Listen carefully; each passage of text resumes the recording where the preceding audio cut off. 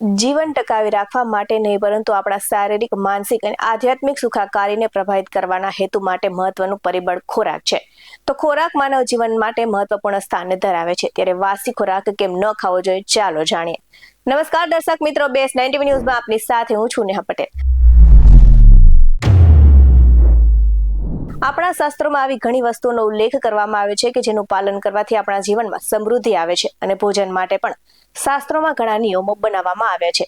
જેમ કે બેસીને ભોજન જમવું જોઈએ, જમતા પહેલા જમવાના મંત્રનો પાઠ કરવો જોઈએ અને વાસી ખોરાક ન ખાવો જોઈએ. તો વાસી ભોજનમાં ઝડપથી બેક્ટેરિયા અને ફૂગ પેદા થાય છે, જે ફૂડ પોઈઝનિંગ, ગેસ, એસિડિટી, પેટની દુખાવો તેમજ ઝાડા ઉલટી જેવી ગંભીર સમસ્યાઓને આમંત્રણ આપે છે.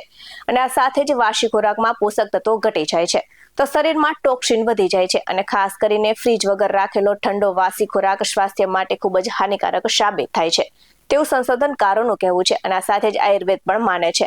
તો વાસી ભોજન ન ખાવા પાછળના મુખ્ય કારણો અને ગેરફાયદાની વાત કરવામાં આવે તો ફૂડ પોઈઝનિંગનું જોખમ વધે છે અને રાંધ્યા પછી 2 થી 3 કલાકથી વધુના સમય સુધી બહાર રહેલા ખોરાકમાં બેક્ટેરિયા ઝડપથી વધે છે. તો ખાસ કરીને વાસી ભાત અથવા તો બટાકામાં ફૂડ પોઈઝનિંગનું મોટું કારણ બની શકે છે. તો આ સાથે જ બેક્ટેરિયાયુક્ત ખોરાક ખાવાથી પેટમાં ચેપ, કબજિયાત, ગેસ અને એસિડિટી થઈ શકે છે. તો ઠંડો વાસી ખોરાક પેટ ફૂલી જવાની સમસ્યા સર્જે છે. અને આ સાથે જ ખોરાક વાસી થતા તેમાં રહેલી જરૂરી પ્રમાણમાં પોષક તત્વો હોય છે તે નષ્ટ થઈ જાય છે અને શરીરને પૂરતું પોષણ મળતું નથી. તો વાસી ખોરાક ખાવાથી તાવ, નબળાઈ અને ઝાડા ઉલટી જેવી સમસ્યા થઈ શકે છે.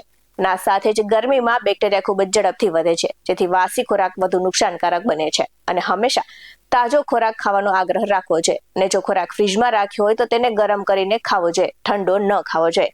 તો ફ્રીજમાં ખોરાક હંમેશા એરટાઇટ કન્ટેનરમાં જ રાખવો જોઈએ. આ સાથે જ ધાર્મિક, આયુર્વેદિક દ્રષ્ટિકોણ મુજબ જ્યોતિષશાસ્ત્ર અને શાસ્ત્ર અનુસાર પણ વાસી ભોજન સ્વાસ્થ્ય માટે હાનિકારક માનવામાં આવે છે. અને આ સાથે જ તે શરીરમાંથી ઉર્જા ઘટાડે છે. આવા જ વધુ અહેવાલ સાથે ફરી મળતા રહીશું. તમે અમારી YouTube ચેનલને સબસ્ક્રાઇબ કરવાનું, અમને Facebook અને Instagram પર ફોલો કરવાનું ભૂલશો નહીં.